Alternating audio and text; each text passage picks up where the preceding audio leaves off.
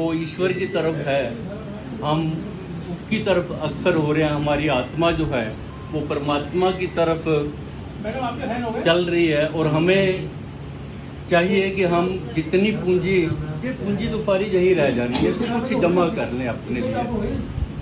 तो प्रयास ये आता है कि मोक्ष के ऊपर एक मैंने टॉपिक लिखा था, मोक्ष क्या है और मुक्ति क्या है। अब कई लोगों की धारणा ली मैंने कि मोक्ष जो है, मुक्ति क्या है। मोक्ष और मुक्ति के अंतर क्या है, क्या हम मोक्ष को पा सकते हैं, हम मोक्ष को कैसे पा सकते हैं, मोक्ष पाने के लिए हमें क्या करना होगा, क्या मोक्ष पाने के लिए मनुष्य रूपी चोला जो हमने जो धारण किया है जो छोड़ना पड़ेगा, तभी हमको मोक्ष प्राप्त होगा।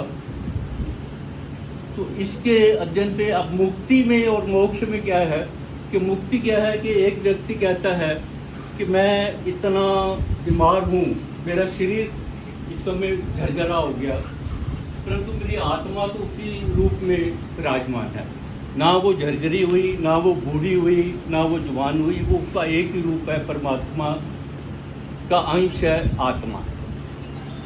अब मुक्ति के लिए क्या है कि एक आदमी बीमार पड़ता है और वो ये क्या चाहता है कि मैं इतना बीमार हूँ, मेरा शरीर खत्म हो चुका है, मेरे अंदर नहीं है, परंतु मेरे को मुक्ति मिल जाए कि मेरी ये आत्मा जो है किसी प्रकार से ये मुक्त हो जाए इस संसार से और मैं ये शरीर को त्याग कर दूँ। परंतु आत्मा शरीर नहीं त्यागती। जब तक आत्मा शरीर नहीं त्यागती तब तक मुक्ति नहीं मिलती। तो वो उसका कारण क्या है कि हमारे लेख लिखे हुए हैं, हमारे संबंध बने हुए हैं, हमारे स्वांग लिखे हुए हैं, हमारे कर्म हैं, कुछ अगले जन्म के, कुछ पिछले जन्म के। हम उन कर्मों का जब तक भोग नहीं भोग लेंगे तब तक हमें मुक्ति नहीं मिलेगी। आप देखें कि कई बार हमें सुनने को मिलता है, हम खुद कहते हैं कि हे प्रभु तेरा शुक्र है कि आपने इस व्यक्ति को जो इतना बीमार था मुक्ति दे दिया। यही वर्ड हम इस्तेमाल करते हैं कि मुक्ति दे दी, कि ताकि वो इस शरीर को छोड़कर उसकी आत्मा मुक्त हो गई और परमात्मा के साथ जाके मिल गई। और मोक्ष क्या है? अब मोक्ष के ऊपर बात आती है कि क्या हम मोक्ष पा सकते हैं, मोक्ष कैसे मिलेगा, मोक्ष पाने के लिए हमें क्या करना पड़ेगा, मोक्ष पाने के लिए क्या हमें प्राण छोड़ने पड़ेंगे, अगले जीवन में मिलेगा या अगला जीवन हमारा कैसा रहेगा। तो उसके बारे में मैंने प्रयास किया, मैंने बड़ी स्टडी करी। मैं 3 साल इस पॉइंट को लेकर भटकता रहा। जो संत मिला, जो फकीर मिला, जो पंडित मिला, मैंने उनसे पूछा कि मोक्ष की क्या परिभाषा है, परंतु सब ने जवाब दिया अपने अपने विचार हैं, आपके अलग विचार हैं। अगर आपके पास भी कोई विचार हो तो मेरे को दीजिए, मैं उसको ग्रहण करना चाहूँगा, उसको मैं ग्रहण। पर मैं अभी आपको अपना बता रहा हूँ। काफ़ी किताबों में खोजने के बाद भी प्रयास किया, तरह तरह के मोक्ष के बारे में पढ़ा, परंतु आत्मा जो है ना, ऐसा है कि जब आपकी आत्मा की तृप्ति होती है ना, कोई आपको सही चीज़ मिलती है तो आपकी आत्मा बड़ी संतुष्ट हो जाती है। जिस समय आत्मा संतुष्ट हो जाती है तो इसका मतलब है कि आपने कुछ पा लिया, आपको सही रास्ता मिल गया। परंतु जब तक आत्मा संतुष्ट नहीं होती तब तक आप भटकते रहेंगे, क्योंकि आपको सेटिस्फैक्शन आत्मा आवाज़ नहीं देगी कि ये ठीक हुआ है या गलत हुआ। तो इसके बारे में कई लोगों के साथ प्रयास किया, मिला, भटका, कई किताबें पढ़ी, कई तो सब कुछ किया, परंतु मेरे को जवाब तो हर व्यक्ति ने बड़े अच्छे दिए, बहुत सुंदर सुंदर प्रवचन दिए, बहुत सुंदर, परंतु मेरी आत्मा ने नहीं एक्सेप्ट किया कि ये मोक्ष मेरा जो है कि मोक्ष ऐसे ही होगा। परंतु ज़्यादातर लोगों का क्या है कि मेरी आत्मा को जानने के बाद मोक्ष मेरे को मिल जाएगा, परंतु उस मोक्ष का क्या फ़ायदा जब हमारा शरीर ही नहीं रहा, इस शरीर ने मोक्ष होगा ही नहीं, तो हमारी उस मोक्ष का क्या फ़ायदा। तो मेरे को एक जगह पे क्लिक किया, किसी संत महात्मा का प्रवचन मिल गया 3 साल के बाद।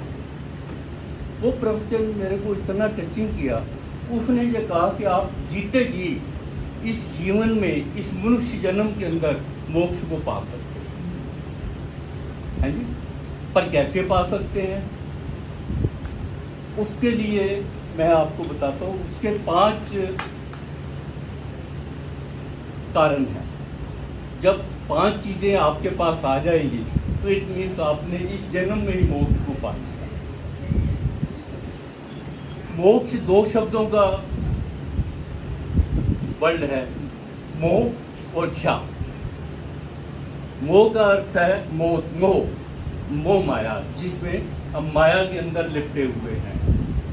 और क्षय का अर्थ है नाश होना। मोह का मतलब है मोह, और क्षय का मतलब है नाश होना। मोह का नाश होना मीन मोक्ष पाना। जब तक हमारा मोह जो है, जो हमारी लगन है, जो हमारे विचार हैं, जो जब हम किसी चीज़ से डिटैच नहीं होंगे तो किसी और चीज़ के साथ हम अटैच नहीं होंगे। जब हम एक चीज़ से डिटैच होंगे तो तभी हम दूसरी चीज़ के साथ अटैच होंगे। हमारे जीवन में धीरे धीरे मोह का नाश हो जाए,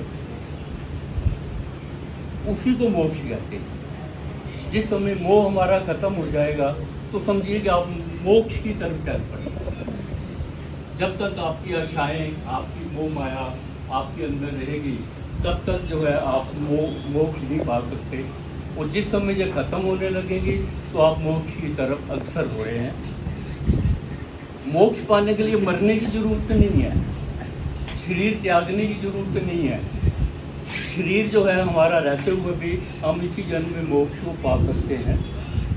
जैसे मीराबाई ने कैसे मोक्ष को पा लिया, जीते जी पाया। कबीर दास ने, रैदास ने, रविदास ने, तुलसीदास ने, सूरदास ने, ये संत हमारे ऐसे हुए हैं जिन्होंने जीते जी मोक्ष को पाया। मोक्ष प्राप्ति के लिए सावधानी से जीने की आवश्यकता है। 5 चीजों की मात्रा आपके जीवन में कम होने लगे तो समझना कि आप मोक्ष की तरफ बढ़ रहे हैं। अब वो 5 चीजें क्या हैं? सबसे पहली चीज है बहुत सी वस्तु का अस्तित्व कम होना, वस्तु की चाह कम होना। जिस समय हमें ज़रूरतें हमारी कम होने लगेंगी, हम ज़रूरतों की तरफ ज़्यादा नहीं बढ़ेंगे, तो समझिए कि आप मोक्ष की तरफ जा रहे हैं। दूसरी चीज़ जो है कि हम मोह माया की जाल में फंसे हुए हैं, धन का संग्रह कर रहे हैं, धन जमा करने के चक्कर में है। दूसरा धन जो साथ ले जाना, उसके पीछे हम नहीं हैं। और जिस समय धन संग्रह करने की, धन जमा करने की वृत्ति कम होने लगे तो तब आप समझिए कि आप मोक्ष की तरफ जा रहे हैं।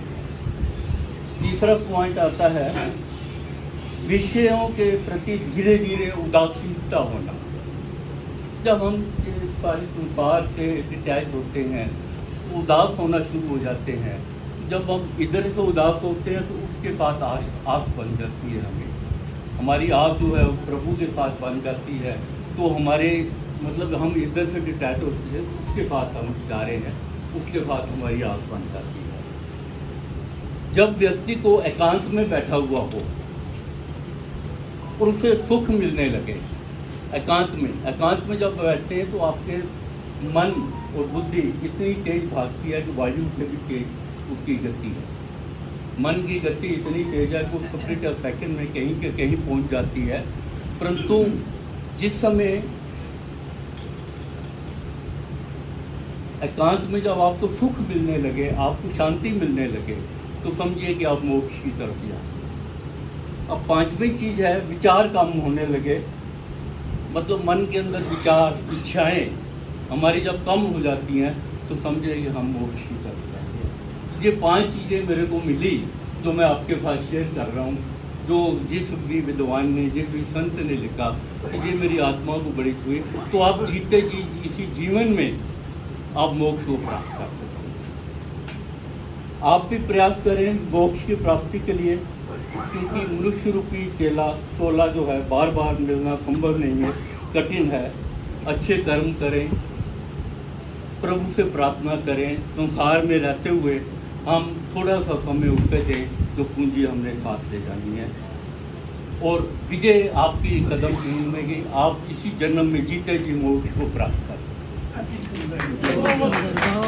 और दो लाइनें कहूँगा, अगर भगवान नहीं है, अब कुछ कहते हैं भगवान है ही नहीं है, अगर भगवान नहीं है तो फिर जिक्र क्यों?